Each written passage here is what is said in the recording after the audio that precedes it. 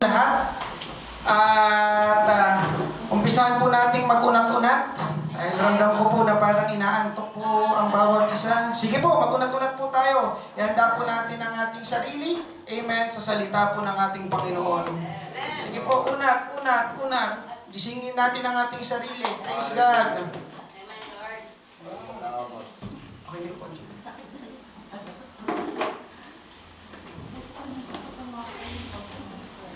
Hallelujah. Thank you, Lord. Okay na po? Praise God. Sige po, makakaupo na pong bawat isa. Hallelujah. Muli, isang mapagpalang umaga po sa inyong lahat. Maraming salamat po. Amen. Sa inyong pagdalo ngayong umaga. Ako po yung nagagalap na kayo po ay aming makasama sa gawain ng ating Panginoon. At kagaya ng binanggit kanina sa pagbibigay, maraming salamat po sa inyong patuloy na pagsuporta sa gawain ng ating Panginoon. Lahat po, karamihan ng inyong nakikita dito sa church ay resulta po ng inyong pagbibigay. Amen? Pinapaganda po natin ang church, inaayos po natin ang church dahil ang church po, amen, ito po ay, dito po natin ginagawa ang ating pagtitipon, ang ating pagsamba sa ating Panginoon. At kapag binasa nyo po ang Bible, amen, ang church ay tahanan po ng Diyos. Kaya kung pinapaganda po natin ang ating mga kanya-kanyang bahay, amen, dapat lang po na mas pagandahin po natin ang tahanan ng Diyos. Amen? At ngayong umaga, karagdagang pabalita. Amen, ito pong darating na Thursday, ay wala po muna tayong midweek service. Amen. This coming Thursday, wala po muna tayong midweek service upang magbigay daan po sa ating International Bible Conference. Amen. Ito po ay ginaganap sa ating fellowship 2 beses sa isang taon. Amen. Hallelujah. At ito nga po isang linggo ay magkakaroon po tayo ng conference. Ipanalangin po natin ang pagkilos. Amen. Pagtatagumpay na ipagkakaloob ng Panginoon sa isang linggong ito. Ang magiging bisita po natin ay si Pastor Daryl Elliott. Kumbaga, siya po si Pastor Boyet sa Australia. Siya po ang national leader doon sa Australia. Dito sa Pilipinas, si Pastor Boyet. Amen. Doon naman sa Australia, si Pastor Daryl Elliott. Siya po ang magiging bisita natin, speaker natin itong darating na conference. Amen. Hallelujah. At ngayong araw po pala ang ating first Sunday service para po sa buwan ng November. Hallelujah. Napakabilis ng araw. Ilang buwan na lang ay Pasko na at ilang buwan na lang ay magtatapos ulit ang isang taon. Amen?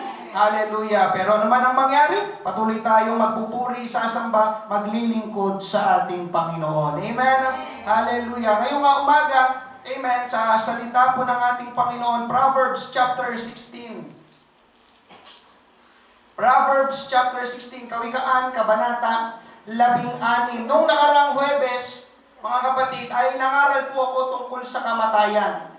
Kung kayo po ay narito, kung na-miss nyo po, hallelujah, gusto ko pong mapakinggan ninyo mga kapatid. Meron po tayong YouTube channel, amen, si Sister Jewel po, Manangan, ang may hawak po na account. Search nyo lang po sa YouTube, The Potter's House, Pateros. Dapat mapakinggan mo kapatid sa ating Panginoon. Amen. Nung last Thursday, ako po ay nangaral tungkol sa kamatayan dahil November 1, noong Biyernes, ginugunita at inaalala ang mga namatay nating mahal sa buhay. At yung pagdiriwang na yon na ginagawa ng mga tao ay patunay na una, mga kapatid, death is real. Ang kamatayan ay totoo. Amen? Yun ay patunay noong November 1 na ang kamatayan, death is real. Hindi po joke ang kamatayan, hindi po guni-guni, hindi katang-isip lang ang kamatayan, totoo ang kamatayan, kapatid. At ikalawa, mga kapatid, death is inevitable. Ibig sabihin ng death is inevitable, ang kamatayan ay hindi maiiwasan. Amen? Amen.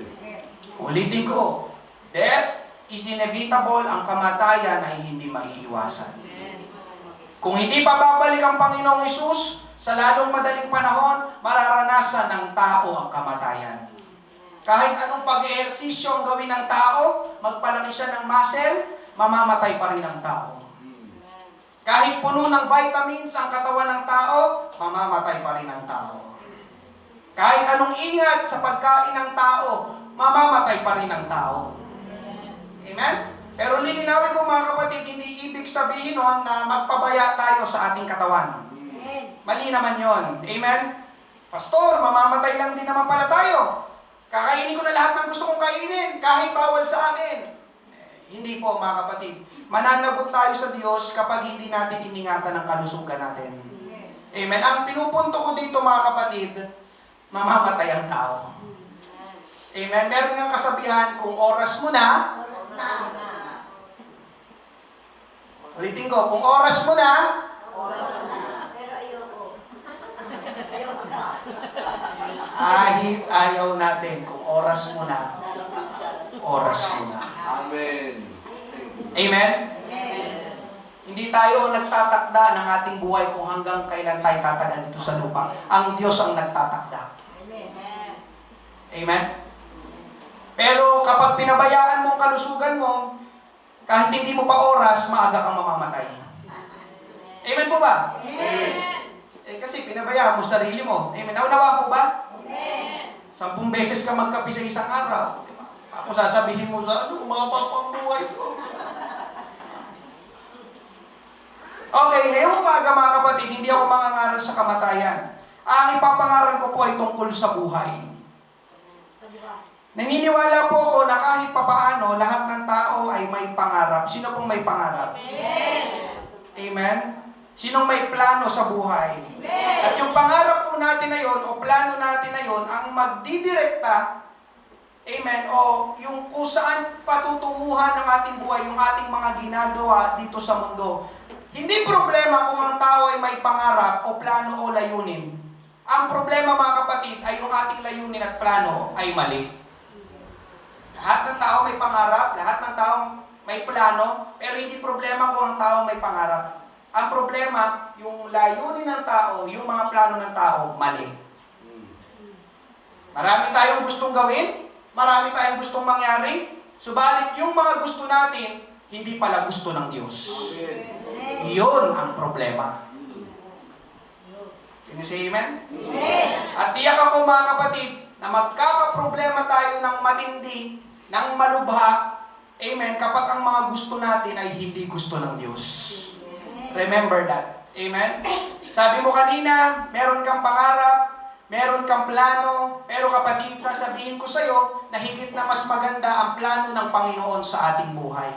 Kaya po sa ating babasahing talata sa ating main text, sinasabihan tayo ng sumulat ng Proverbs na ipagkatiwala natin ang ating buhay sa ating Panginoon. Basahin po natin isang talata lang ito, Proverbs chapter 16, verse 3. Ang sabi po ay ganito, ipagkatiwala mo sa Panginoon ang lahat ng iyong gagawin at magtatagumpay ka. Amen? Sabi sa English, depend on the Lord in whatever you do, and your plans will succeed.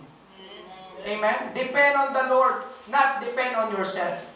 Not depend on your self-knowledge. No. Depend on the Lord in whatever you do. And your plans will succeed. Sinong gustong magtagumpay ngayong umaga? Amen. Pagkatiwala mo daw sa Panginoon, ang lahat, hindi lang iilan, ang lahat ng iyong mga gagawin. Amen? Tayo po'y sandaling manalangin ngayong umaga. Panginoon, marami pong salamat, O Diyos, sa bilang ng mga mananampalataya nakasama ko sa lugar na ito, Panginoon, na nagpuri, sumamba sa iyo kanina, Panginoon, at kami muling sasamba sa iyo sa pamamagitan, Panginoon, ng pag-aaral, pakikinig ng iyong banal na salita, mangusap ka, Panginoon. Ako'y walang magagawa sa aking sarili, Panginoon. Tulungan mo ako, itago mo ko sa iyong likuran, pahira ng aking labi, magbukas ka ng mga puso't isipan, magbigay ng kaunawaan, kaalaman, Panginoon, sa umagang ito. Ikaw ang mataas, ikaw ang mahayag. Tulungan mo kami ngayong umaga, O Diyos, sa paksa na ito, sa mensahe na ito, Panginoon, na ipapangaral at mapapakinggan ng bawat isa, Panginoon Diyos. Gumawa kami ng pagpapasya ngayong umaga. Ito pong aming panalangin sa makapangyarihang pangalan ni Jesus. Lahat ay magsabi ng Amen. Palakpakan po natin ang ating Panginoon. Praise God. Hallelujah. Ang binasa po natin, mga kapatid, ay mula po sa Book of Proverbs. Ang Book of Proverbs, mga kapatid, ay tinatawag na Book of Wisdom. Amen. Nakasulat dito ang mga dapat na gawin ng tao para ang tao ay maging marunong. Sino gustong maging marunong? Amen. Book of Proverbs. Sakto yan, 30 chapters yan. Amen. At meron tayong 30 days a month. 1 chapter a day, pwede mong basahin. Napakaganda ng Book of Proverbs. Talaga pwede nating i-apply sa ating araw-araw na pamumuhay. Amen. At sabi sa binasa natin mga kapatid, ipagkatiwala mo sa Panginoon ang lahat ng iyong gagawin. At yun ang tamang gawin, mga kapatid. Amen. Yun ay karunungan. Karunungan sa isang tao na pinagkakatiwala ang buhay niya sa Panginoon. Bakit? Dahil ang sabi, ang kanyang gagawin, amen, ay magtatagumpay. Bakit magtatagumpay? Una, dahil sinali niya ang Panginoon sa kanyang mga plano. Ikalawa, dahil kalooban ng Panginoon ang ginagawa niya. Kapag hindi kalooban ng Panginoon ang ginagawa mo, amen, hindi ka magtatagumpay. Amen po ba? Ngayong umaga mga kapatid, sabi ko kanina, mamamatay ang tao. Mamamatay tayo. Do you believe it? Amen. Subalit, bago tayo mamatay, nais kong magtanong ngayong umaga, anong ginagawa natin sa ating buhay? Mamamatay ka, mamamatay ka, mamamatay ka, mamamatay ka. And I am asking you this morning, what are you doing in your life? Anong ginagawa mo sa iyong buhay? Sige, tanungin mo ang iyong sarili. Anong ginagawa ko sa aking buhay? Amen? Bago ako mamatay, anong ginagawa ko ngayon? Amen? Mangangaral po ako sa paksang ito, mga kapatid, things we can do in our lives. Things we can do in our lives. Amen? Ang mga pwede nating gawin sa ating buhay. O pwede nating gawin habang tayo ay nabubuhay. Amen? Hallelujah. Mamamatay tayo lahat. Subalit ang tanong, bago tayo mapunta sa kalagayan na iyon, bago tayo mamatay, ano nga ba ang ginagawa natin sa ating buhay? Amen? Actually, 3 bagay po ito na aking pong nais na ibahagi sa inyo. Ngayong umaga, 3 bagay na maaari natin gawin sa ating buhay o habang tayo ay nabubuhay. Ito po ay general, pangkalahatan. Amen? Una, na pwede natin gawin sa ating buhay, mga kapatid, una, waste it. Una, na pwede mong gawin sa iyong buhay, sayangin ang iyong buhay. Una, na pwedeng gawin ng tao sa kanyang buhay, sayangin ang kanyang buhay. Alam niyo ba yun, mga kapatid? Pwede nating sayangin ang ating buhay? Amen. Amen? At ito po ang nakakalungkot na nangyayari sa maraming tao ngayon. Nasasayang ang buhay o nagsasayang ng buhay. Mga kapatid, pakinggan mo ito. Ito ang pinakamasama, pinakapangit, pinakawalang kwentang gagawin natin sa ating buhay o habang tayo ay nabubuhay, ang sayangin ang ating buhay. Amen? Sayang, bakit? Dahil isang beses lang tayong mabubuhay dito sa mundo. Tapos sasayangin mo pa. Diba? You only live once. Tama ba? Amen. Isang beses lang tayong mabubuhay dito sa mundo. Tapos sasayangin pa natin.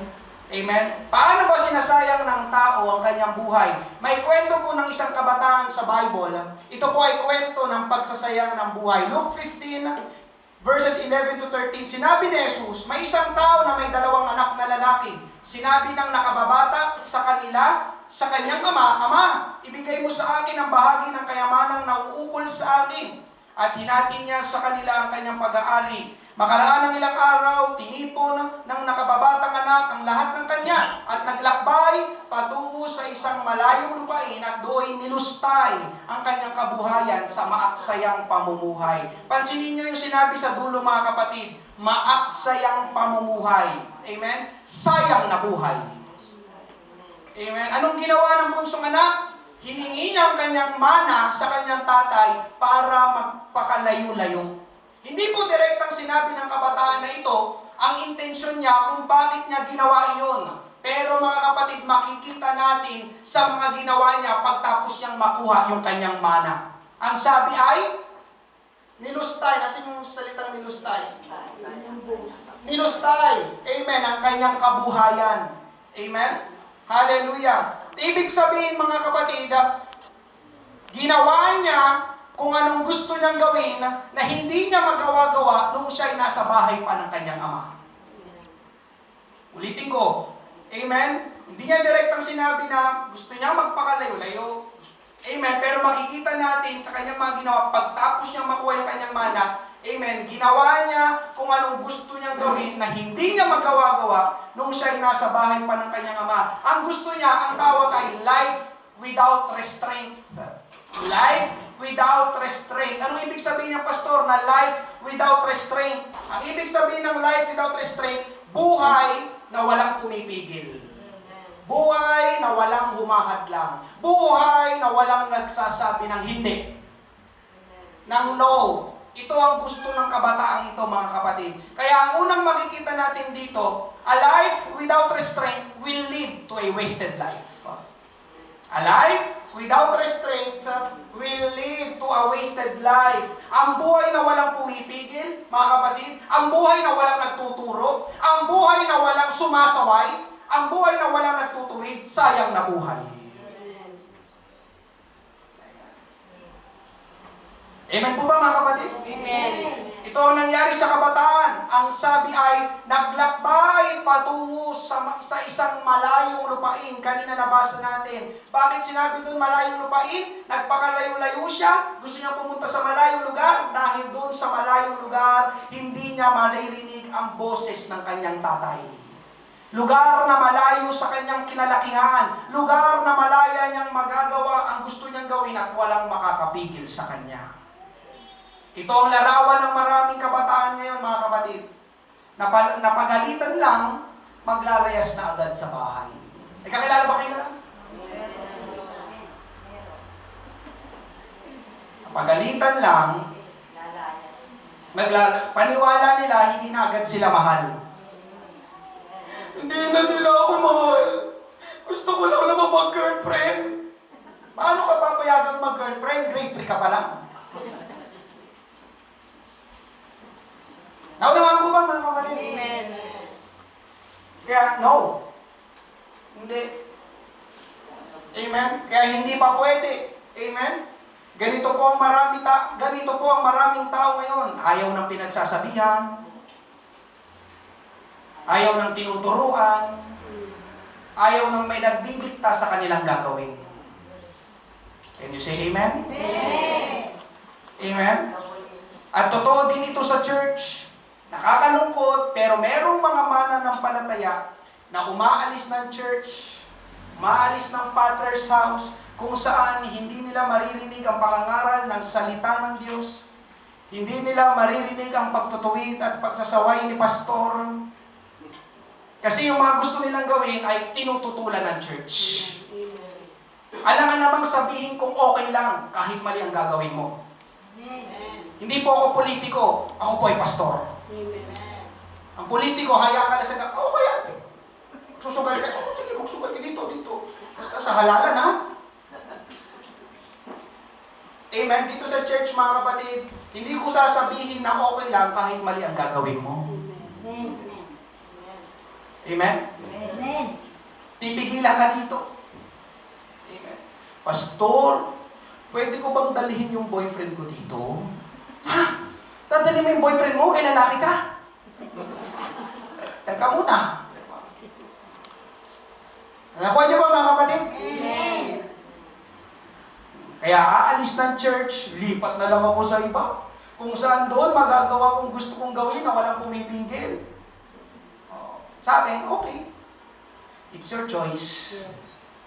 Basta ako nagpapaalala lang. Basta ako nagpapayo lang. Basta ako nangangaral lang. It's your life. It's your choice. But remember, there are consequences. Amen po ba? Amen. Kapatid, pakinggan mo ito. Mahal kita. Hallelujah. Kapag ayaw natin ng may nagtuturo at nagsasaway sa atin, masasayang ang buhay natin. Amen. Ulitin ko, kapag ayaw natin ng may nagtuturo at nagsasaway sa atin, masasayang ang buhay natin. Amen? Ganon din tulad ng kabataan dito sa kwento na umalis sa bahay ng kanyang ama. Amen? Mga kapatid, kapag umalis ka sa church, masasayang ang buhay mo. Yes. Hallelujah. Ulitin ko, kapag umalis ka dito sa church, masasayang ang buhay mo. Kapag winalang halaga natin ang Panginoon at yung ministry na pinagkatiwala sa atin, masasayang ang buhay natin. Pastor, paano mo nasabi? Amen? Hallelujah. Ako ata ay nasa 2 dekada na sa fellowship na ito. Amen. Ako ata ay 8 years old nung ako'y napunta dito sa Father's house. Napakarami ko nang nakita, mga kasabayan ko pa noon, naglilingkod sa Panginoon, nakakasama kong tumugtog, amen, nangangaral sa mga kalsada, nag-aalab noon, kaya lang, yun nga ang gusto nila, life without restraint, ayaw nila na may nagtutuwid, ayaw nila na may nagtuturo, ayaw nila na may nagsasaway, aalis ng church. Alam niyo mga kapatid, hallelujah, marami sa kanila, hindi magandang kinahinatnan, hindi magandang kalagayan ng buhay ngayon. May mga kakilala ko, amen, kaya ko silang iharap sa inyo. Kaya lang, nandun sila sa malayong lugar. Amen po ba? Amen. Mga kapatid, kapag ginawa natin yon, masasayang ang plano at hantungan na inihahanda pa naman sana ng Panginoon para sa iyo. Pastor, hindi naman na. Wala naman na. Siyempre, hindi ngayon. Amen? Hindi bukas. Diba? Pero ba umalis ka ng church ngayon, kinabukasan, naranasan mo agad yung epekto? Hindi, mga kapatid. Pero maniwala ko sa hindi. Amen. Hallelujah. Mga kapatid, merong epekto yan. Masasayang ang buhay mo kalaunan. Tingnan nyo mga kapatid, may sinabi ang Bible. Proverbs chapter 10 verse 17. Nasa daan ng buhay, siyang nakikinig ng saway. Ngunit siyang nagpapabaya ng saway, ay nagkakamali. Ang nagpapabaya ng saway, ayaw makinig ng saway, magkakamali. Kaya mga kapatid, kung ayaw nating tumanggap ng pagtuturo, ayaw nating makinig ng saway, sabi ng Bible, magkakamali tayo. Ibig sabihin ng magkakamali mga kapatid, makakagawa tayo ng mga decision, mga pagpapasya na pagsisisihan natin sa huli. Kasi hindi ka nakinig ng turo, hindi ka nakinig ng saway. Hallelujah. Kaya mga kapatid, mahirap mamuhay sa tinatawag na extreme freedom. Ibig sabihin na extreme yun na, yung ayaw mo ng paawat, ayaw mo nang may nagdidikta sa'yo, gusto kong maging malaya, gusto kong gawin ang gusto kong gawin na. Alam niyo mga kapatid, kapag gano'n ang pananaw natin sa buhay, magiging magulo ang buhay natin. Ang totoo ngayong umaga mga kapatid, kailangan natin ang pagtuturo, una, ng ating mga magulang. Sa mga kabataan na narito. Amen po ba? Ulitin ko, kailangan natin ang pagtuturo ng ating mga magulang. Amen. Kailangan natin ng pastor na magpapayo at magpapaalala sa atin. Lalo na, kailangan natin ng Diyos na gagabay sa atin. Ikalawa mga kapatid, sa first point pa rin, a life living aimlessly is a wasted life. A life living aimlessly is a wasted life. Ang buhay na walang layunin ay nasasayang na buhay. Yung kabataan po dito sa kwento mga kapatid, walang aim, walang goal, walang layunin sa buhay. Hiningi niya yung kanyang mana, pero ang totoo, hindi niya alam ang gagawin doon sa mana na binigay sa kanya. Ano kayang gagawin ko dito? Alam ko na. Lustayin ko na lang. Aimless. Amen? Ibig sabihin ng lustayin, yung ginugol niya sa mga walang kwentang bagay, yung mana, yung pera na kanyang natanggap mula sa kanyang tatay. At ganoon din ang maraming tao ngayon mga kapatid. Ano yun, pastor? Maraming tao ngayon ang hindi pa rin nila alam kung anong gagawin nila sa buhay nila. Tama ba ako? Tama ba ako? Maraming mga tao ngayon sa labas, sana'y wala dito sa church, ang hindi pa rin talaga nila alam ang gagawin nila sa buhay nila. May kakilala ba kayong gano'n? Hindi ko alam. Bahala na. Alam niyo yung salitang bahala na? Aimless yun. Aimless living yun. Bahala na. Anong mangyari? Kung gano'n, kung ganyan, di ganyan. Amen? Hindi alam ang gagawin sa buhay, di ba? Bahala na si Batman, dinamay pa si Batman, di ba? Meron din mga kapatid, ilang taon na, meron akong mga kakilala. Amen? Ilang taon na, wala pa rin asawa. Alam niyo po ba mga kapatid, napakasaya merong asawa?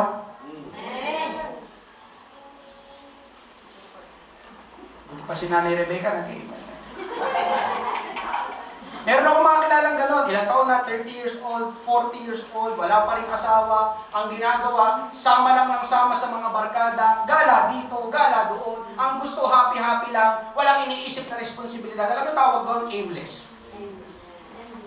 Kapag ganun ka, sa mga kabataan na narito, ganun lang gusto mo, happy-happy lang, walang responsibilidad, sama sa barkada, gala dito, gala doon, aimless living. Walang tinutumbok na goal. Ako meron akong kakilala. Amen. Di church dito. Amen. Kaya siguro bihira mong matay, kinausap ko eh. Walang mangyayari sa buhay mo. Asawa, diba? Sama sa barkada. Wala. Aimless living. Walang layunin. Alam niyo mga kapatid, kapag aimless ang ating buhay, nasasayang ang ating buhay. Ulitin ko, kapag aimless, walang layunin ang ating buhay, hindi mo alam, gigising ka, anong meron ngayon? Anong gagawin ko ngayon? Wala. Pagising mo, wala kang magawa, natulog ka na lang ulit. Aimless. Tulog ka lang ulit ako, wala akong gagawin yun eh. Walang goal, walang plano. Mga kapatid, aimless living yun. At kapag ikaw ay aimless living, you are wasting your life. Amen. Amen? At isa pa mga kapatid, ang namumuhay ng walang layunin, hindi pagpapalain at hindi magtatagumpay sa buhay. Deuteronomy 28:29. As a result, you will wander aimlessly in broad daylight. Binasa po natin sa English, just as a blind person wanders in darkness. Ano sabi? Kasunod, you won't prosper in life. Ang tao daw na namumuhay ng aimless, you won't prosper in life. Amen? Hallelujah. Ang nabubuhay ng aimless, walang pag-unlad. Bakit? Kasi nga, hindi alam ang gagawin sa buhay. O kung meron man siyang goal, meron man siyang aim, pabago-bago naman yung kanyang goal. Ang gusto, magdo-doktor, nakaraan ng isang taon, nurse pala ang gusto. Makaraan ng isang taon, hindi pala nurse, astronaut pala ang gusto. Makalipas ng isang taon, hindi pala astronaut, embalsamador na lang pala. Wala. May matatapos ka nun? Pabago-bago ng kurso? Wala. Naunawahan niyo ba mga kapatid yung... Baka tawa lang kayo ng tawa dyan. Di ba? Tingin niyo makakatapos sa pag-aaral yung gano'n? Paiba-iba ng gusto? Wala. Kaya aimless living mga kapatid is a wasted living. Amen po ba? Amen. Ikatlo mga kapatid, a life living in sin is a wasted life. Ang buhay na ipinapamuhay sa kasalanan ay sayang na buhay. A life living in sin is a wasted life. Amen? Biruin niyo mga kapatid, isang beses lang ang buhay dito sa mundo. Gugugulin mo pa sa kasalanan. Wasted. Amen? Umalis yung kabataan sa kanilang bahay, balik tayo sa kabataan. Tapos anong ginawa ng kabataan? Gumawa pa siya ng mabuti? Hindi. Ang ginawa ng kabataan, namuhay siya sa kasalanan. Luke chapter 15 verse 13. Doon nilustay ang kanyang kabuhayan sa maaksayang pamumuhay. Ang sabi po sa English, and there he wasted all his money in wild living. Gusto ko pong pansinin natin yung salitang wild living, maaksayang pamumuhay. Amen? Di ba mga kapatid, yung salitang wild, papakinggan mo pa lang, hindi na maganda. Wild. Di ba? Ang wild naman nito. Di ba? Ibig sabihin ng wild, yung loose, yung pakawala. Walang ingat, marahas, sabi doon, bigay todo. At ang ginawa niya sa pinuntahan niya ay wild living. Ibig sabihin itong wild living mga kapatid, ang ginawa niya doon sa lugar na pinuntahan ng kabataang lalaking ito ay puro kasalanan. Kapag binasa niyo, hindi ko na nilagay dyan, sa mga succeeding verse ng Luke chapter 15, ang sabi doon, yung kabataang lalaki, pwedeng kanyang nilustay ang kanyang pera sa sugal. Kasi di ba money? He wasted all his money. Nagsugal siya doon, nagkasino, di ba? Tapos sabi pa doon, itong lalaking kabataan ito ay pwedeng yung kumuha siya ng mga, ano ba tawag sa mga ganon? Patotot. Alam niyo po ba yung patotot? Mga prostitute. There, he wasted all his money. Kaya sabi, wild living. Puro kasalanan. Alam niyo mga kapatid, totoo ito. Amen? Ang kabataan ito umalis sa tahanan ng kanyang ama. Ngayon, iko-konektado natin ito sa church. Ang mga umaalis sa church, imposibleng hindi gumagawa ng kasalanan. Ulitin ko, ang mga umaalis sa church, bihira nating makasama kapag may gawain. Mga nakikita nyo noon, parang wala na si ganito, parang wala na si gano'n na. Alam niyo mga kapatid, I believe, imposibleng hindi sila gumagawa ng kasalanan. Katulad ng kabataan ito na umalis sa tahanan ng kanyang ama. Anong ginawa niya? Alis na ako sa bahay ng aking tatay. At doon, magbe-business ako, tutulong ako sa mga mahihirap. Ganun ba? Ginawa niya? Ito ay larawan ng mga taong nagbabackslide sa ating Panginoon. Amen po ba? Amen. Yung mga nandito na nga lang sa church, amen, ikaw at ako, di ba? May mga oras, sabi nga kanina, Brother CJ, mahina ang ating laman. Natutokso tayo, nahuhulog tayo sa kasalanan. Kaya ngayong umaga, how much more pa yung mga tao na walang church life. Tayo na nga lang dito na nakakapakinig ng salita ng ating Panginoon, kinakausap ng ating Panginoon, di ba? Minsan, di ba? Di ba? Ayoko noon. How much more pa? Di ba? Mga hindi umaatin, hindi nagsisimba. Amen po ba mga kapatid? Alam niyo mga kapatid, sa aking personal na karanasan, wala akong nabalitaan na umalis, lalo na specifically, umalis sa Father's house tapos nabuhay ng matuwid. Wala po akong nakilala ng gano'n. Umalis ng church, umalis ng Father's house, tapos nabuhay ng matuwid, wala pong gano'n. Mga kapatid, ito po ang totoo. Kapag namuhay ka sa kasalanan o nagpatuloy ka sa mga ginagawa mong kasalanan, sayang ang buhay mo. Dahil, ikakapahamak mo yan. Amen po ba? Amen. Amen? Isa pang halimbawa mga kapatid kung bakit nasasayang ang buhay sa kasalanan. Meron akong 2 tiyuhin na namatay dahil sa sigarilyo at alak.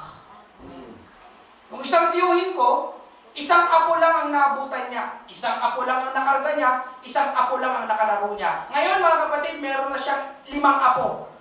Pero hindi niya na nakita. Hindi na niya nakarga. Hindi na niya nakalaro. Bakit? Namatay na siya eh.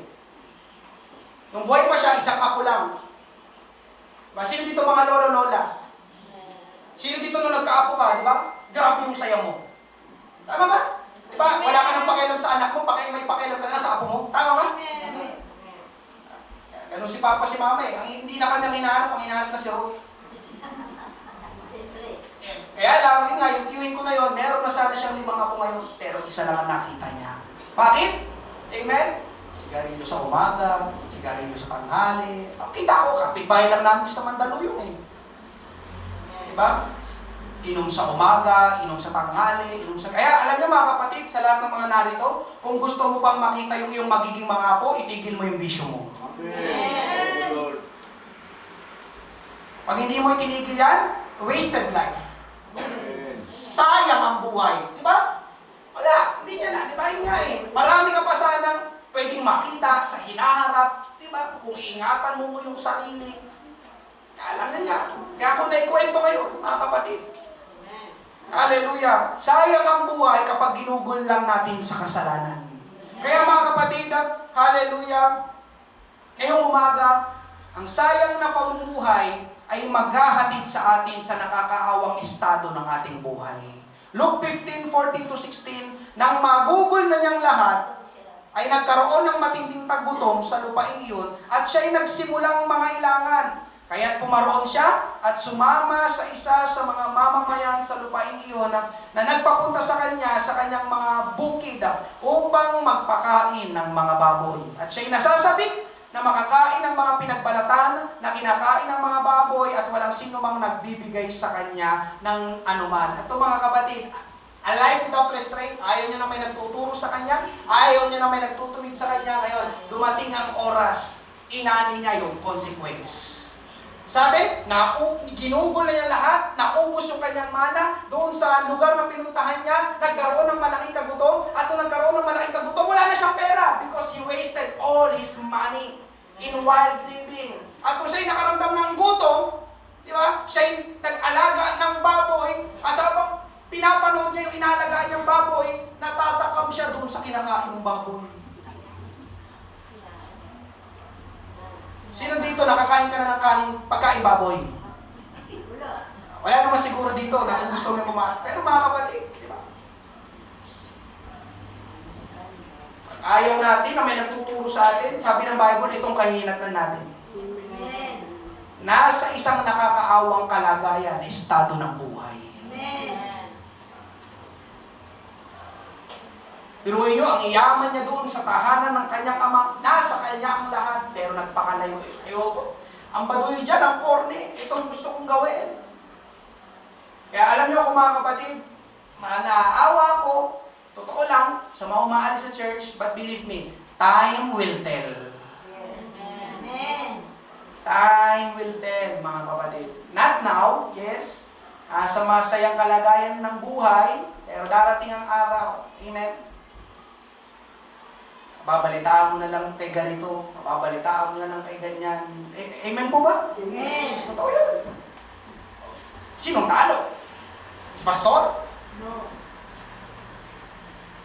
Nasa maayos na kalagayan. Amen. Ang nakikinig ng turo at saway. Amen. Amen? Hallelujah. Mga kapatid, ang buhay na walang nagtuturo, walang layunin, at makasalanang pamumuhay, pwedeng mawala ang lahat sa atin. Amen. Nawala ang lahat dun sa kabataan. Wala. Dumating sa punto na nasa pinakamababang kalagayan na siya ng kanyang buhay. Pero inyo, pati pagkain baboy, gusto niya nang kainin, sobrang gutom. Amen? Kaya yun ang dahilan, mga kapatid, kung bakit meron tayong mga paghayo, dinadala natin sa kanila ang salita ng Diyos, meron tayong mga ganitong gawain para ipangaral ang salita ng Diyos. Alam niyo kung bakit? Kasi maraming mga tao ngayon ang hindi makapag-isip ng tama. Malibang may magsabi sa kanila na mali o kasalanan ang ginagawa nila, doon sila makakapag-isip-isip. Bakit ko sinabing mag-isip, mga kapatid? Yun po kasi ang solusyon. Kailangan ang tao ay matauhan o makapag-isip-isip. Amen. Amen? Tingnan nyo, Luke 15:17, nang mapag-isip-isip niyang lahat, sinabi niya sa kanyang sarili, sa amin, kahit ang mga utusan ng aking ama ay may sapat na pagkain at sobra pa, pero ako rito ay halos mamatay na sa gutom. Salamat sa ating Panginoon, mga kapatid. Napakasimple lang pala ng solusyon sa magulong buhay. Alam niyo kung ano?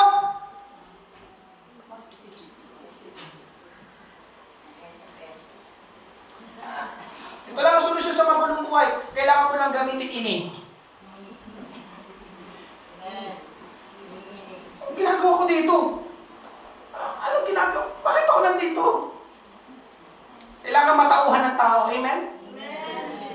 Kaya may pangangaral na salita ng Diyos. Kasi kung wala nga magsasabi sa tao, akala niya ayos lang ginagawa niya. Pero di ba ngayon, habang nagsasalita ako sa pamamagitan ng salita ng Diyos, di ba, kahit papaano, natatauhan tayo. Amen. Ano pala yun? Mali pala yung ginagawa ko. Diba? Diba? Kaya salamat sa ating Panginoon, may gawain na tulad ng ganito. Alam niyo kung bakit? Dahil naniniwala ako, maraming mga tao na umatin sa church, nakakapag-isip-isip. Amen. At yun ang solusyon sa magulong buhay. Na ang mapag-isip-isip niyang lahat, lang pala. Amen? Bakit ako din nandito nagpapakain ng baboy? Samantalang doon sa bahay ng aming ama, di ba, ang daming pagkain, buffet pa, sobra-sobra. Bakit ako dito naghihirap? Amen po mga kapatid? Amen. Diba? Linggo ngayon, di ba?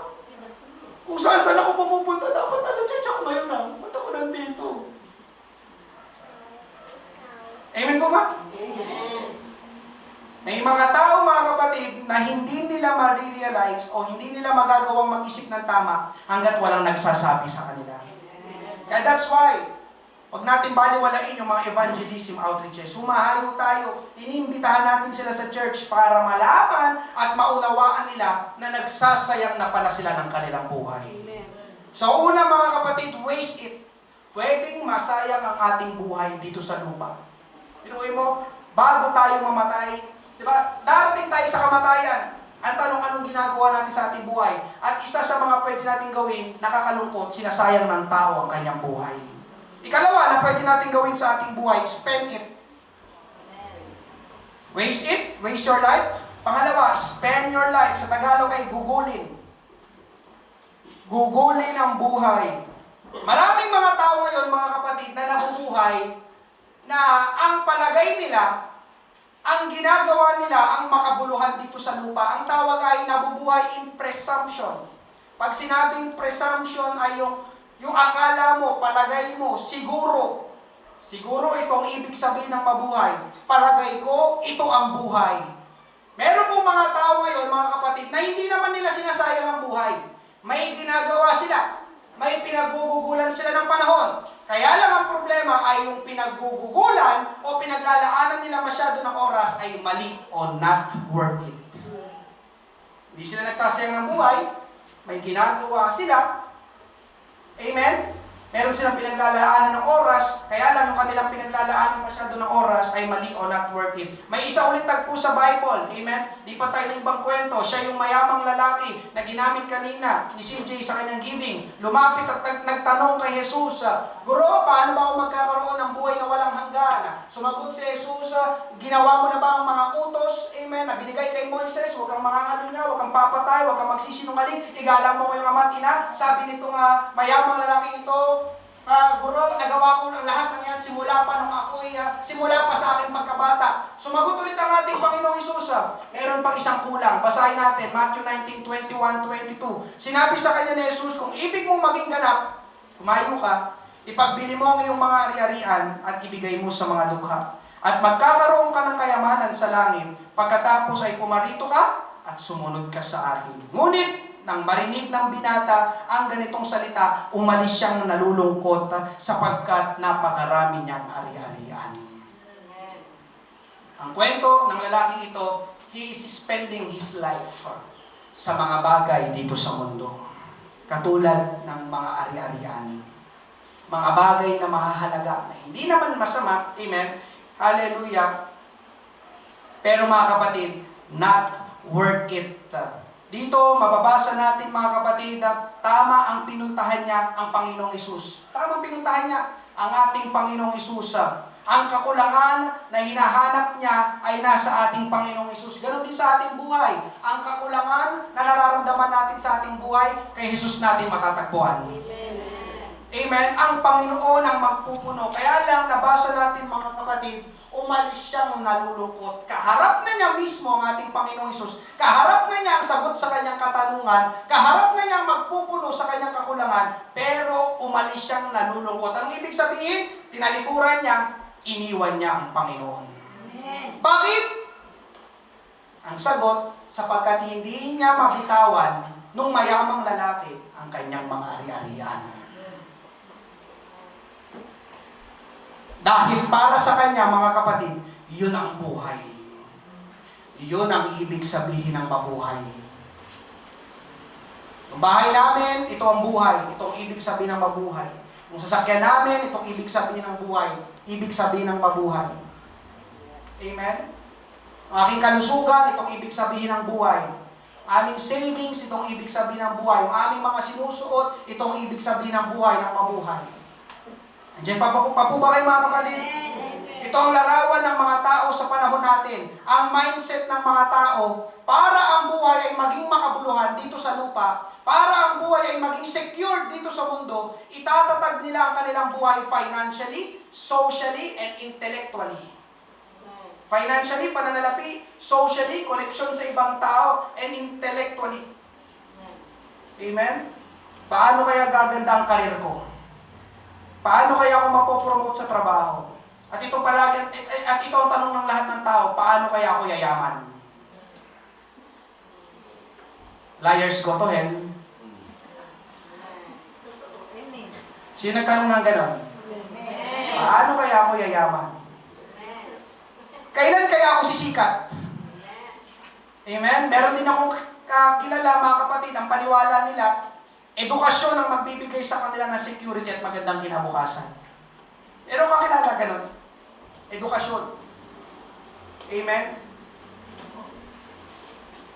Ipinagpalitan church para makapag-focus daw sa pag-aaral. Pero nung kakilala ganun, tapusin mo pag-aaral mo, kailangan mong makagraduate na may IS honor. Pero alam nyo mga kapatid, may kakilala ko, galing sa magandang university, pero hindi naman kagandahan ang trabaho nila ngayon. Nagbayad ng mahal na tuition fee. Pero ang trabaho ngayon, hindi kagandahan. Amen? Amen. Makakilala kong ganun. Edukasyon daw. Ang security para sa magandang kinabukasan. No. Merong mga hindi nakapagtapos, pero matagumpay sa buhay ngayon. Tama po ba? Amen? Hallelujah. Pero yun nga mga kapatid, akala ng tao, kapag maraming pera, maraming ari-arian, maraming koneksyon, maraming alam, secured na ako. Amen.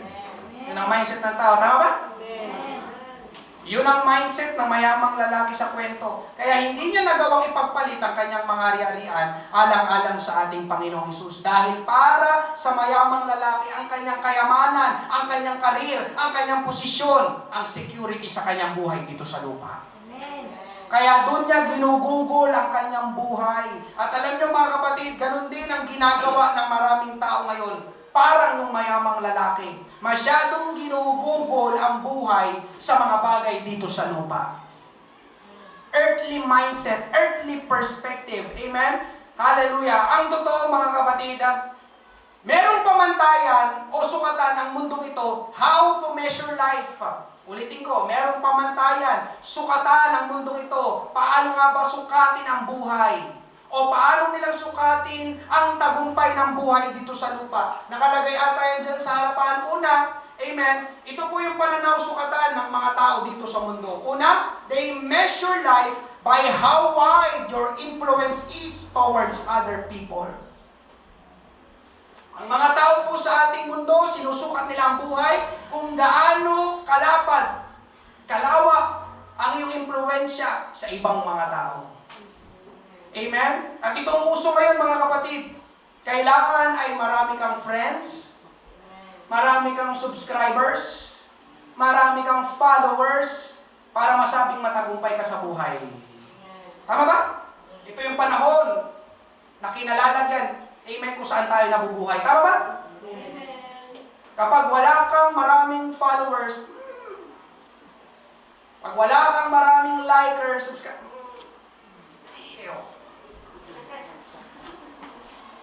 kaya maraming tinatawag ngayon na vloggers, di ba? Amen. Ang tawag sa kanila ay mga influencers. At naniniwala ko maraming nangangarap na maging vloggers din sila. Bakit? Kasi yumayaman, papagawa ng magagandang bahay, sumisikat, dumadami ang kaibigan. Di ba?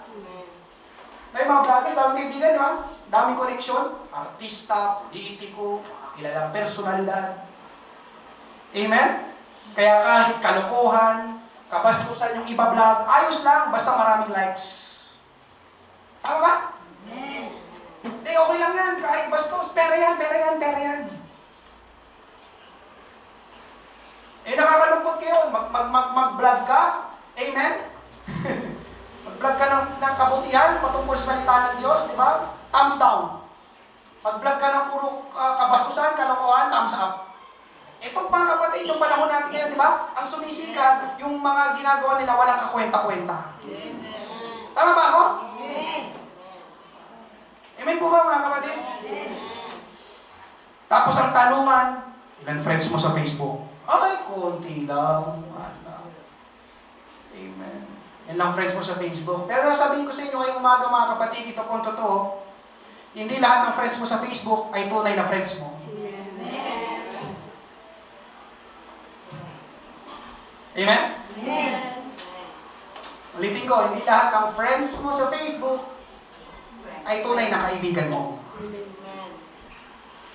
Amen ba?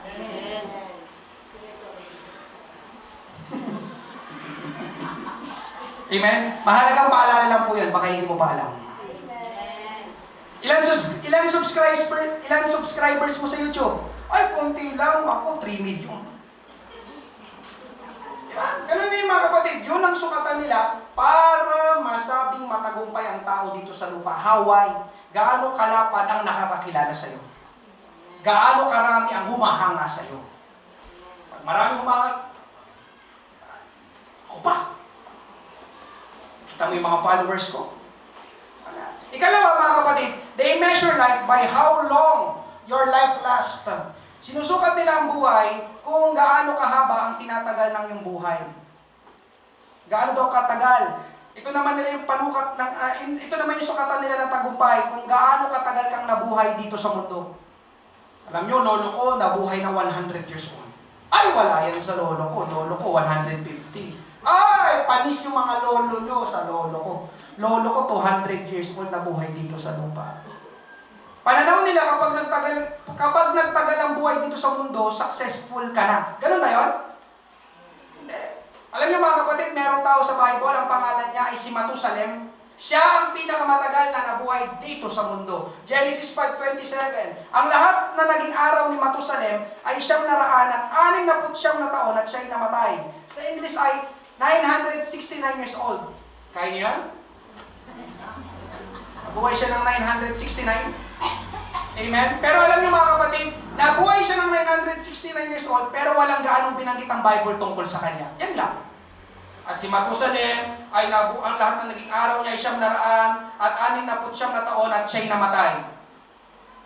Yun lang ang nasabi sa kanya ng Bible.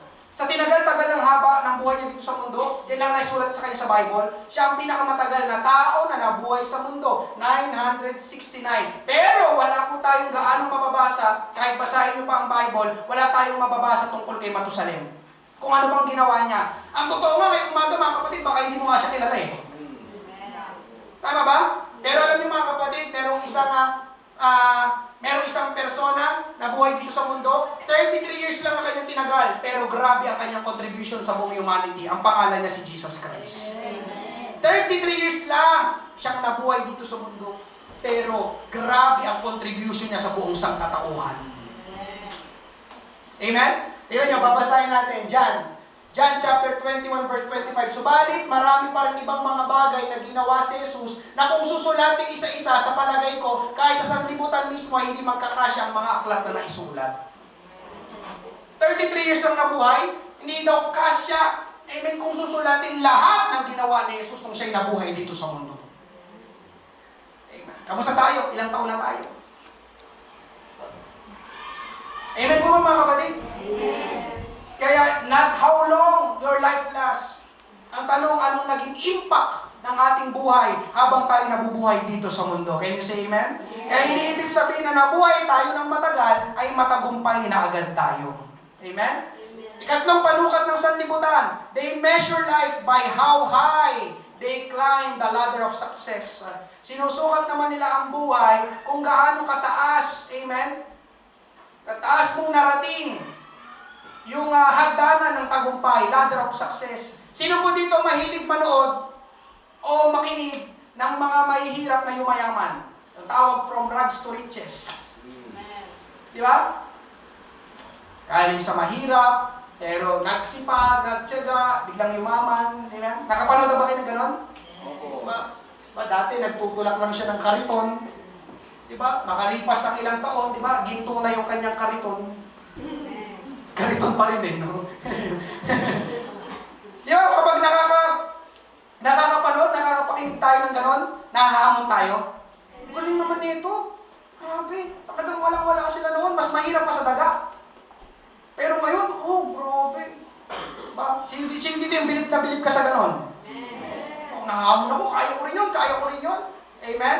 Merong illustration dito. Merong isang kilalang pastor noon sa ibang bansa, ang pangalan niya ay si George Truett. Siya po ay inimbitahan ng isang mayamang lalaki sa Texas para maghapunan. Pagdating ni George Truett sa bahay ng mayaman, naghapunan sila at pagtapos nilang maghapunan, ay dinala siya ng mayamang lalaki sa balcony, sa terrace.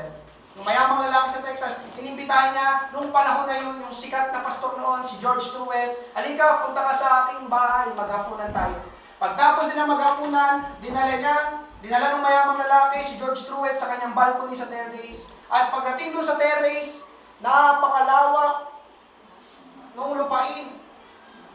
Sabay tumingin yung mayamang lalaki kay George Truett. Alam mo, pastor, nakikita mo ba yung bandang gitna na yan?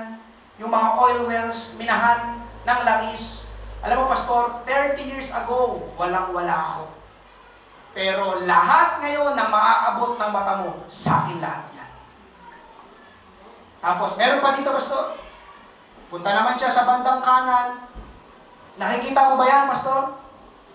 Nakikita mo ba yung mga pananim ng trigo, palay, mais? Pastor, 25 years ago, walang-wala ako. Pero ngayon, lahat ng maaabot ng tanaw mo, sa akin lahat yan. Tapos, punta siya sa bandang kaliwa. Dito pa, Pastor, may papakita pa ako sa'yo. Mais ka. Tingnan mo dito sa bandang kaliwa. Nakikita mo ba lahat ng mga hayop na yan? Baka, tupa, kambing, baboy, manok. 20 years ago, Pastor, walang-wala ako. Pero lahat ngayon na makikita mo, na palakad-lakad ng mga hayop, sa akin lahat yan. Si George Truett, patungo-tungo. Praise God. Ang ginawa ni George Truett, yung isa niya kamay, inakbay niya dun sa mayamang lalaki. Hindi ka dito. Tapos isang kamay niya, nakakbay sa balikat, isang kamay niya, tinuro niya sa taas. Eh doon sa gawing iyon, gaano karami ang meron ka? Patingin yung mayamang lalaki, hindi ko naisip yung pastor ha. Tulungan mo ko, magkaroon din ako ng kayamanan sa langit. Dito lang meron siya, pagdating doon, wala. Spend it. You are spending your life, baka dito lang sa mundo. Andiyan pa po ba kayo mga kapatid? Hallelujah. Mga kapatid, yung tatlong ito na nabanggit ang sukatan ng buhay ng mga tao sa mundong ito. Pero nais kong sabihin sa bawat isa na hindi yun ang sukatan ng buhay ng Panginoon. Mga kapatid, hindi masama gumanda ang karir mo sa trabaho. Hindi masama magkaroon ka ng successful na negosyo. Hindi masama magkaroon ka ng maraming pera. Hindi masama magtapos ka ng pag-aaral na may honor. Hindi masama magkaroon ka ng mga ari-arian. Hindi masama mga kapatid. Katunayan, pinapanalangin ko pa nga na pagpalain kayo ng Panginoon. Subalit ngayong umaga, nais ko lang pong ipaalala sa bawat isa, katulad ng ipinangaral ko noong nakaraang Huwebes, ang lahat ng bagay at maging ang ating buhay dito sa lupa, pansamantala lang. Amen? Lahat ng mga bagay na pinagmamalaki natin, basta akin yan, sabi ng mayamang lalaki. Amen. Mga kapatid, lahat ng bagay dito sa lupa, maging ang iyong buhay, pansamantala lang. Isang araw, lilipas ka. Lilipas ako. Hindi ako mananatiling 30 years old. Amen? Hallelujah. Yung mga bagay na meron ka ngayon, lilipas yan. O kung hindi man yung mga bagay, ikaw mismo lilipas. Meron tagpo sa Bible, mga kapatid, mayaman ulit ito, Luke 12:16-20. Nagsalaysay siya sa kanila ng isang talinghaga. Ang lupain ng taong mayaman ay namunga ng sagana. Inisip niya sa sarili, anong gagawin ko? Sapagkat wala akong mapaglalagyan ng aking mga ani. Sinabi niya, ito ang aking gagawin. Gigibahin ko ang aking mga kamalig at magtatayo ako ng mas malalaki at doon ko titipunin ang lahat ng aking mga butil at mga pag-aari.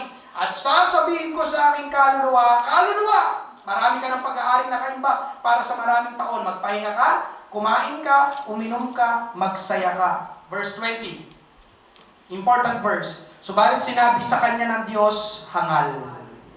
Sa gabing ito ay kukunin ang iyong kaluluwa at kanino kaya mapupunta ang mga bagay na inihanda mo. Kung mapapansin niyo mga kapatid, gusto lang naman nung lalaki yumaman, gusto lang naman nung lalaki magkaroon ng marami, gusto lang naman nung lalaki magtrabaho. Kaya ang ginawa niya, trabaho siya ng trabaho. Pero alam niyo mga kapatid, ang masama niyang ginawa, ginugol niya ang buhay niya na hindi niya sinali ang Diyos sa mga plano at layunin niya. May nabasa ba kayo sinali ng Diyos? Alam ko na. Pagkatapos kong mag-imbak nito, aate naman ako sa church. Magpupuri, magpapasalamat, sasamba ako sa Diyos. Dahil lahat ng meron ako, galing sa Kanya. May nabasa ba tayo gano'n?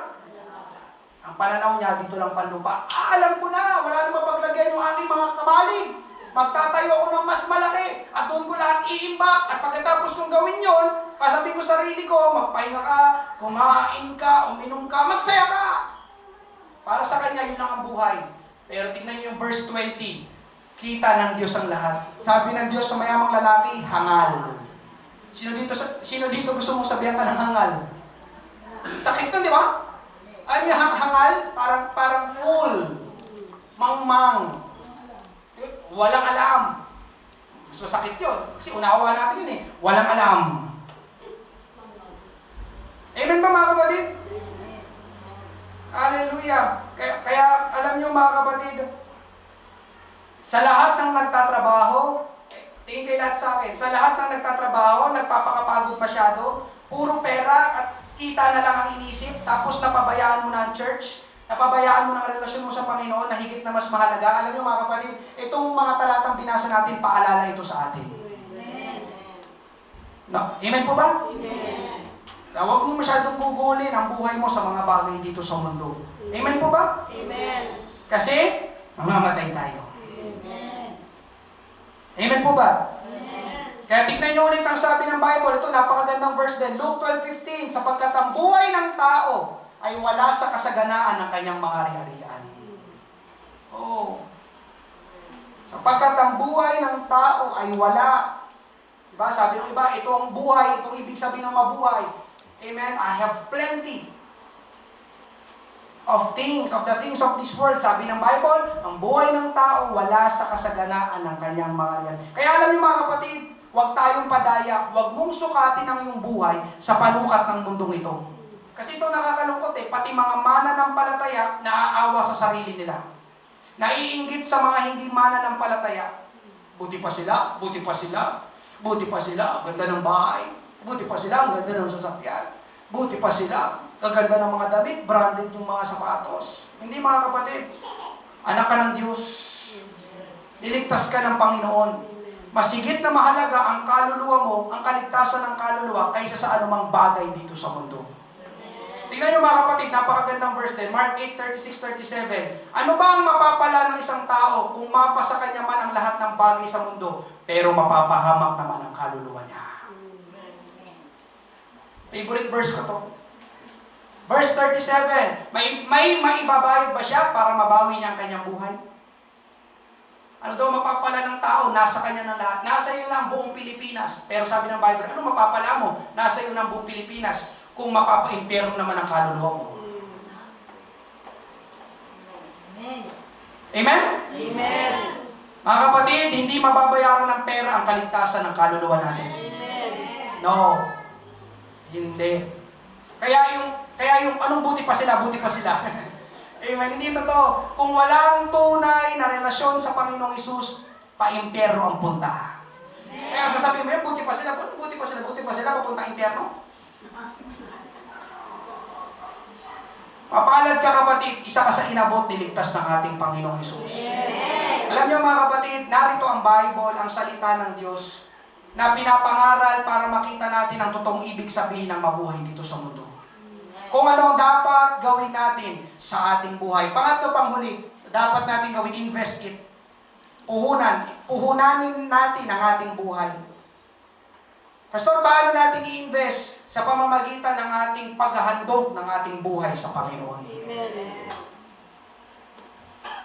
Alam niyo mga kapatid, nung nagpintura dito nung nakaraang Miyerkules, nakalimutan tanggalin yung dalawang wall fan na yan.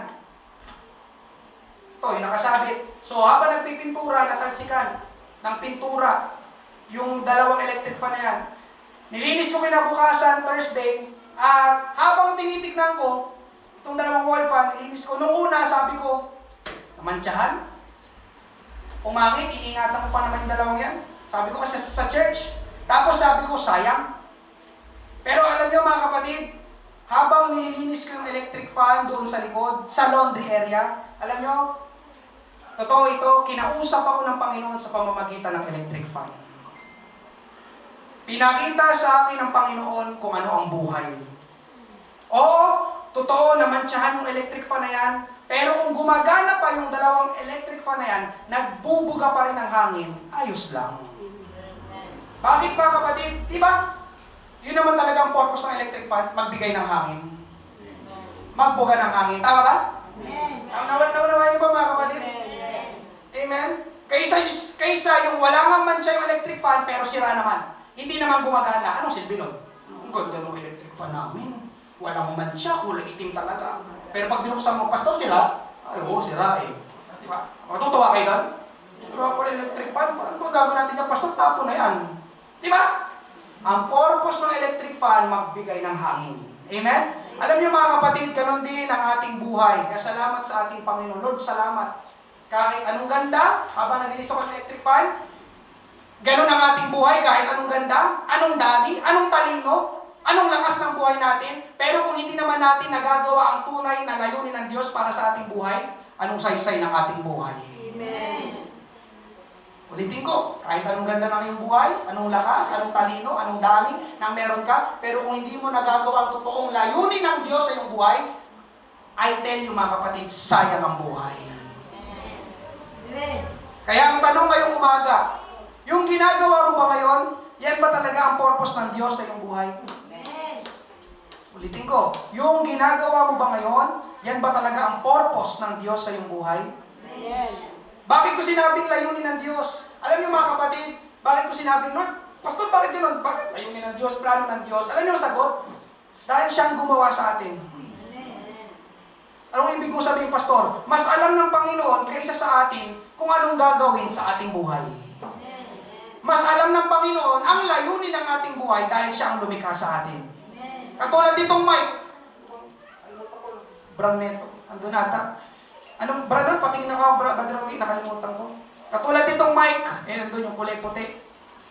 Ano ba yan? Bumili. Mayroon ba siya? May pangalan? Professional. Hindi ko lang alam kung yun yung tawag. Professional. Amen. Katulad nitong Mike, mga kapatid. Ginawa ito ng professional. Para saan ang Mike? Pagsasalita. Amen. Yun ang purpose ng Mike, pagsasalita. Kapag itong Mike, ginawa kong pamalo dito sa drums, ano mangyayari? Masisira itong Mike. Kasi hindi yun ang purpose ng Mike. Hindi siya drumstick. Pag ito tinugtog ni Kelsey doon, ganda pala ng mic yung drumstick. Masisira itong mic kasi ang mic, ang purpose niya sa pagsasalita, hindi pamalo. Amen po ba? Amen. Alam niyo mga kapatid, ganun din sa ating buhay. Pakinggan mo ito. Kapag ang iyong buhay hindi nakaayon, nakalinya sa plano at layunin ng Panginoon, masisira ang buhay mo. Amen. Kapag hindi ka nakaayon, nakalinya sa plano ng Diyos sa buhay mo, masisira ang buhay mo. Kaya subukan mo itong mic, gamitin mo sa hindi niya talaga purpose. Sila. Diba? Ay, siguro itong mic, ano siguro ito pangwalis. Naunawain niyo ba mga kapatid? Yung mga ilustrasyon? Kaya ngayong umaga mga kapatid, meron tayong dalawang dapat na gawin. Una, seek God's purpose in your life. Hanapin mo ang layunin ng Diyos sa iyong buhay, maglingkod ka sa ating Panginoon. Psalm 119:73, ginawa ako at inanyuan ako ng iyong mga kamay, bigyan mo ako ng unawa upang matutuhan ko ang iyong mga utos. Alam niyo mga kapatid, ang Panginoon ang nakakaalam ng dapat na gawin natin sa ating buhay, kaya dapat nating maunawaan ang layunin at utos ng ating Panginoon. Kaya una, amen, kung gusto mong magkaroon ng buhay na may saysay, amen, seek God's purpose in your life. Ikalawa mga kapatid, submit to God-ordained leadership. Amen, magpasakop tayo sa inordina ng Diyos na leadership na mamumuno sa atin. Proverbs 21:1, ang isipan ng hari ay parang ilog na pinapadaloy ng Panginoon saan man niya naisin. Ang isipan ng hari parang ilog na pinapadaloy ng Panginoon saan man niya naisin. Amen? Mga kapatid, explain ko lang itong ilog. Sino po sa inyo nakakita at nakakaalam po ng ilog? Ang ilog po ay merong tiyak na pinagbumulan at tiyak na pinupuntahan. Tama ba? Ang ilog, tiyak na pinagbumulan, tiyak na pinupuntahan. Pero bakit yung nagagawa ng ilog? Kasi ang ilog merong dalawang pampang. Di ba? Dalawang pampang sa gilid niya. Kaya yung ilog, merong tiyak na pinagmumulan at tiyak na pinupuntahan dahil doon sa dalawang pampang. Amen? At dahil merong dalawang pampang na gumagabay doon sa ilog, napupuntahan nito ang dapat niyang puntahan. Ibig sabihin, nagiging pakinabang ang ilog sa maraming tao at pwede rin sa mga pananim. Pero kapag ang ilog, mga kapatid, mawalan ng isang pampang, ay ilog, mawalan ng isang pampang, anong mangyayari? Hindi na yun magiging ilog, ang mangyayari ay babaha. Tanggalan mo ng isang pampang ng ilog. May ilog ba dyan? Alisin mo yung isang pampang niya, isang pampang lang. Anong mangyayari? Yung ilog aagos kung saan nawala isang pampang. At hindi na ilog ang tawag doon ay baha na, babaha. Amen? At ang baha, mga kapatid, nakakasira. Kanina ang ilog, pakinabang. Ang baha, nakakasira. Di ba? Tulad nung nangyari sa Bicol. Itong mga nagdaang linggo. Grabe ang baha. Ang daming nasirang mga hanap buhay. Ngayon mga kapatid, ang buhay dito sa lupa parang ilog. Amen? Listen, para maging pakinabang ang ating buhay tulad ng ilog, dapat ay meron tayong dalawang pampang. Ano yung dalawang pampang? Una, salita ng Diyos. Take note mo mga kapatid, buhay mo ang nakataya dito. Salita ng Diyos. Ikalawa, church. Salita ng Diyos. Pangalawang pampang, church. Hindi pwedeng magkahiwalay yung dalawa na yun. Sabi kasi ng iba, naku, pastor, alam ko naman ang Bible, kahit hindi na ako magsimba. No. Mali. Kasi ang panganib doon, pwede tayong magkamali ng interpretation sa Bible, sa sarili nating pananaw. Puro ka lang basa, alam ko ng Bible, basa ko na yan paano kung mali para pagkaintindi mo? Na walang nagpapaliwanag sa'yo. Kaya kailangan natin ng church. Kakasabi ko lang kanina mga kapatid, hallelujah, sa church, merong pastor.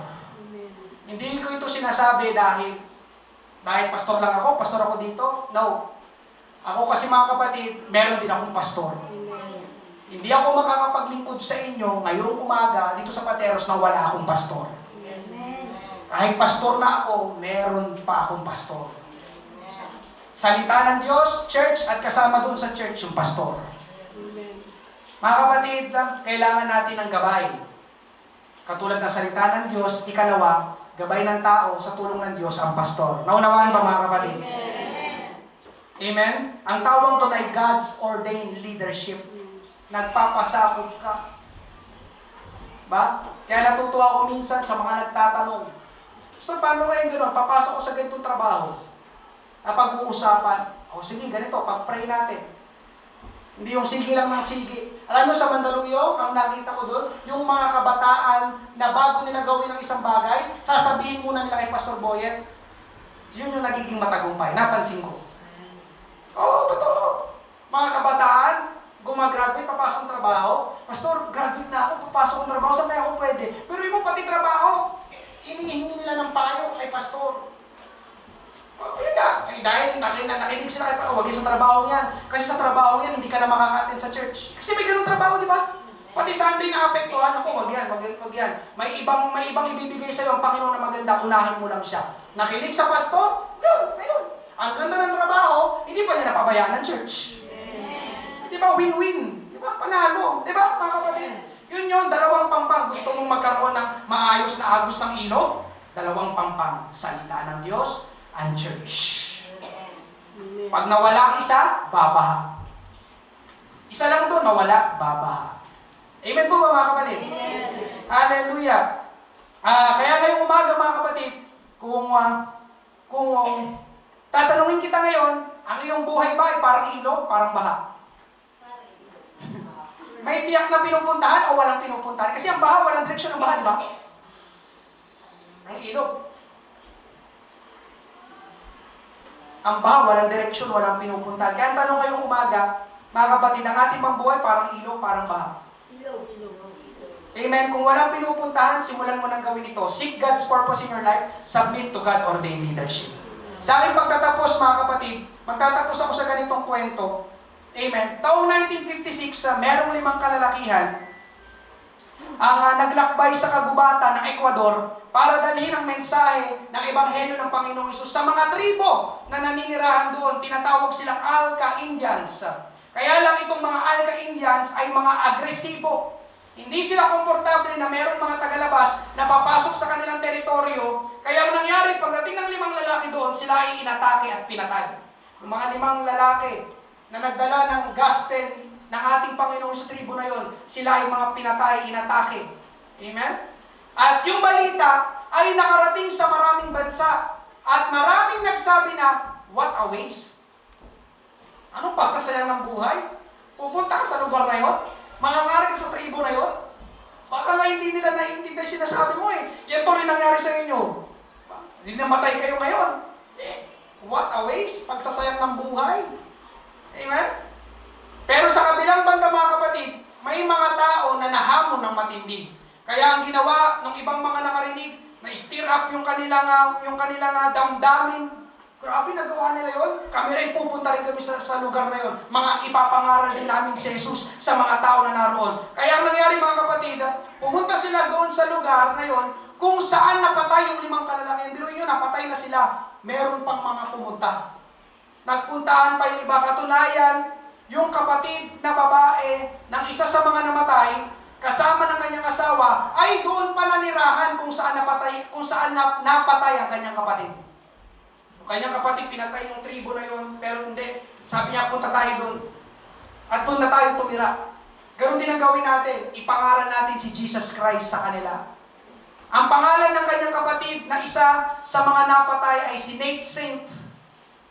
Amen? At doon mga kapatid, nangaral din sila doon tungkol sa ating Panginoong Hesus, yung kapatid ni Nate Saint. Alam niyo mga kapatid, ayon sa kwento, yung tao na mismong sumaksak at pumatay kay Nate Saint ay nakakilala at tumanggap sa ating Panginoong Hesus. Mismong sumaksak, isa doon sa mga tribo, pumatay kay Nate Saint. Kalaunan, yung kapatid na ni Nate Saint na nag-share sa kanya, tumanggap yung lalaking nakapatay sa ating Panginoong Hesus. Ngayon, tinanong yung tao na yun, doon sa nakapatay, pero tumanggap sa ating Panginoong Hesus. Tinanong siya, anong gagawin mo pagdating mo sa langit? Ang sagot ng lalaki, tatakbo ako, papunta sa iyong kapatid kay Nate Saint. Yayakapin ko siya ng mahigpit at magpapasalamat ako dahil dinala niya ang Panginoong Hesus sa aming tribo. Amen. Kaya ako narito sa langit ngayon dahil sa Kanya. Amen. Kaya hindi totoo yung what a waste. What a waste! Punta sila doon, napatay lang sila. What a waste! No, mga kapatid. Kaya alam nyo mga kapatid, amen, ngayong umaga, nagpapasalamat ako sa Panginoon dahil itong aking ginagawa sa aking buhay, alam ko hindi ito pagsasayang.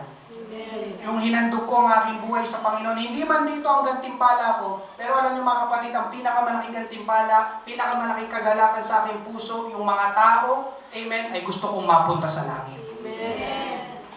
Nakalaunan pagdating doon, pwedeng doon na yung reward, amen?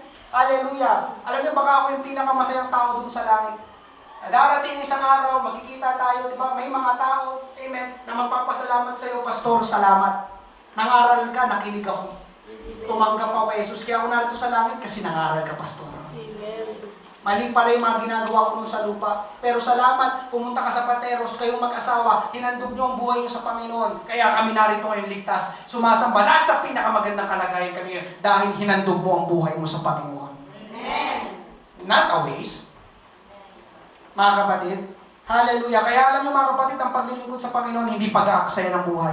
Katunayan mga kapatid, ito pa nga ang buhay na merong impact hanggang sa walang hanggan. Ito ang merong impact hanggang doon sa walang hanggan. Pero mo, patay na si Nate Saint. Pero sabi nung pumatay sa kanya, pagdating ko sa langit, siya talaga unang hahanapin ko. Magpapasalamat ako sa kanya, kung hindi dahil sa kanya, wala. Lugmok, magulo, sira pa rin ang buhay ko, mamamatay, tao pa rin ako ngayon. Amen po ba mga kapatid? Amen. Kaya ngayong umaga mga kapatid, kamusta tayo? Itong tatlo ang pwede natin gawin sa ating buhay. Waste it, sayangin, spend it, gugulin mo lang sa mga bagay dito sa mundo. O pangatlo, i-invest natin. Alam mo, invest, yung pagdating na araw, bubunga ka, lalago. Amen? Hallelujah. Biruin nyo, dalawa kaming mag-asawa pumunta dito, tatlo kasama si Rod. Ininvest namin ang aming buhay at nakita ko ngayong umaga, kahit papaano, amen, pinapalago ng Diyos ang Father's House Pateros. Amen. Amen. Hindi ko kayo makakilala noon, pero dahil ininvest namin, itinanim ang aming buhay, lumalago. Amen. Pinagbubunga ng ating Panginoon. Kaya alam niyo mga kapatid, piliin natin ang buhay na magkakaroon ng impact sa eternity. Sa walang hanggan. Panguling verse, John 12:25-26, ang taong labis na nagpapahalaga sa kanyang buhay ay mawawalan nito. Ngunit ang hindi nangihinayang sa buhay niya, sa mundong ito, alang-alang sa akin, si Jesus ito na nagsasalita, alang-alang sa akin ay magkakaroon ng buhay na walang hanggan. Verse 26, ang sino mang gustong maglingkod sa akin ay dapat sumunod sa akin. At kung nasaan ako, naroon din dapat siya. Ang sino mang naglilingkod sa akin ay pararangalan ng Ama. Amen. Kapatid, kamusta ang iyong buhay? Baka sinasayang mo lang ang iyong buhay. Baka ginugugol mo lang ang iyong buhay sa mga bagay lang dito sa lupa. Pangatlo, mga kapatid, itong tamang gawin. Let's invest our life sa ating Panginoon. Hallelujah. Palakpakan, pasalamatan, purihin natin ang ating Panginoon. Ngayong umaga, habang bawat isa'y nakayo. Thank you, Lord. Hallelujah. Praise God. We only live once. Isang beses lang. And the question is, what are we doing in our lives? Anong ginagawa natin sa ating buhay bago tayo mamatay? Hallelujah. Thank you, Lord. Ngayong umaga, kung wala pong bago, kung wala pong first time, hallelujah. Thank you, Lord. Ako po ay mangungusap sa aking mga kapatid dito sa church. Kay mananampalataya, napakinggan mo ang pangangaral na ito, huwag mo sayangin ang iyong buhay, kapatid. Amen. Iayon mo ang iyong buhay sa plano at layunin ng Diyos dahil mas alam ng Panginoon na ang tunay na makabubuti sa atin. Amen. Hallelujah. Mag-altar call po tayo. Lubuksan po natin ang ating altar habang lumalapit pang bawat isa. Inaawit natin ang isang awitin sa ating Panginoon. Thank you, Lord. Hallelujah.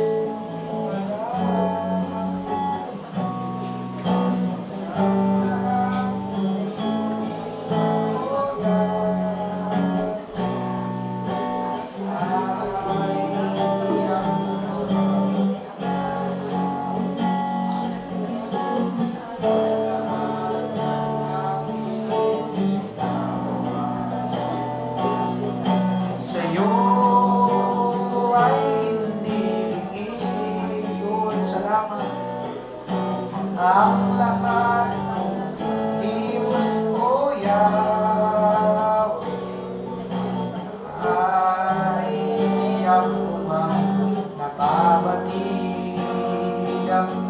Salamat, Panginoon, kilala mo ako. Ang lahat ng bagay ay hindi lingid sa'yo. Salamat, Panginoon, tinutuwid mo ako na ikaw lang ang may alam ng aking patutunguhan. Tayo po'y magsitayong lahat, sama-sama nating awitin. Puso ko iyong sinisiyasan, Panginoon. Puso ko iyong sinisiyasan.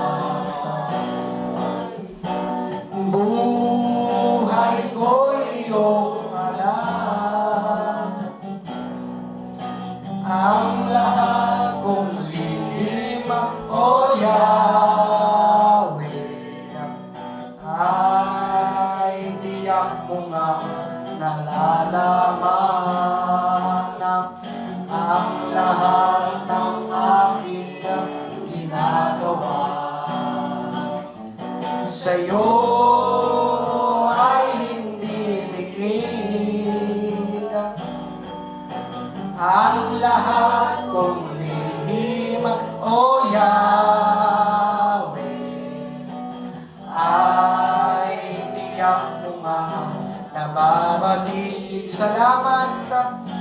Salamat, Panginoon, nakilala mo ako. Ang lahat ng bagay ay hindi lingid sa'yo.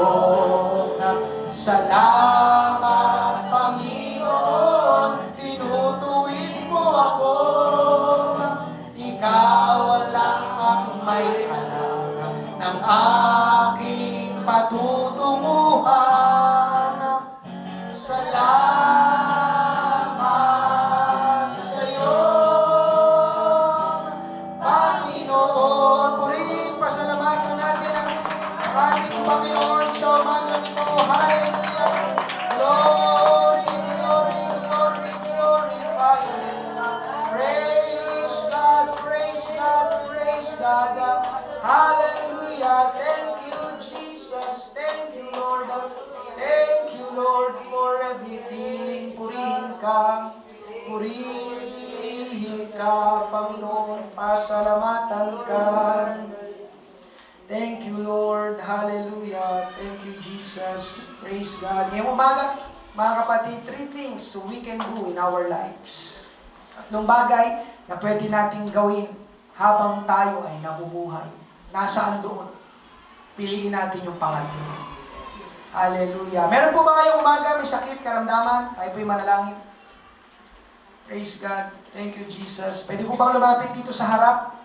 Hallelujah. Thank you, Lord. Samahan tayo ng ating Panginoon. Thank you, Lord. Sige po, kung meron man po, tayo po'y manalangin. Angkinin po natin ang kumpletong kagalingan ng ating Panginoon ngayong umaga. Hallelujah. Thank you, Lord. Pwede niyo po bang ipatong yung inyong kamay kung saan pong bahagi ng inyong katawan may masakit? Kung marami po, ipatong niyo na lang po sa ulo. Thank you, Lord. Hallelujah. Umasa tayo, manampalataya tayo. Bago tayo lumabas sa lugar na ito, pinagaling na tayo ng ating Panginoong Hesus. Hallelujah. Sa Kanya tayo lalapit, sa Kanya tayo tatawag. Hallelujah. Maghimala ang ating Panginoon ngayong umaga. Let's pray, mga kapatid. Pwede ba nating iunat ang ating kamay? Ating mga kamay papunta dito sa harapan sa kanila. Let's pray, Panginoon Diyos. Marami pong salamat. Hallelujah, sa umagang ito, sa aking mga kapatid na ito, Diyos, na mayroong iniinda sa kanilang katawan, Panginoon, sakit, karamdaman, O Diyos, inuutusan namin sa umagang ito, lumayas, Panginoon, sa kanilang katawan, walang karapatan, O Diyos, ang sakit, karamdaman, Panginoon, na nagpapahirap sa aking mga kapatid na ito, sa oras na ito, Ikaw, Panginoong Hesus, binayaran mo na, tinubos mo na ng iyong banal na dugo, Panginoon, ang aming mga sakit, karamdaman, magpalaya ka, magpagaling ka, Panginoon, ngayong umaga, tinatanggap na po namin, O Diyos, ang himala mo ng kagalingan sa makapangyarihang pangalan ni Jesus. Amen. Hallelujah. Thank you, Lord. Thank you, Lord. Thank you, Jesus. Hallelujah. Praise God. Sige po, makakabalik na po kayo. Thank you, Lord. Mga kapatid, marami pong salamat sa inyong pagdalo ngayong umaga. Ingat po kayo pag-uwi. Hallelujah. Thank you. Pagpalain po tayo ng ating Panginoon.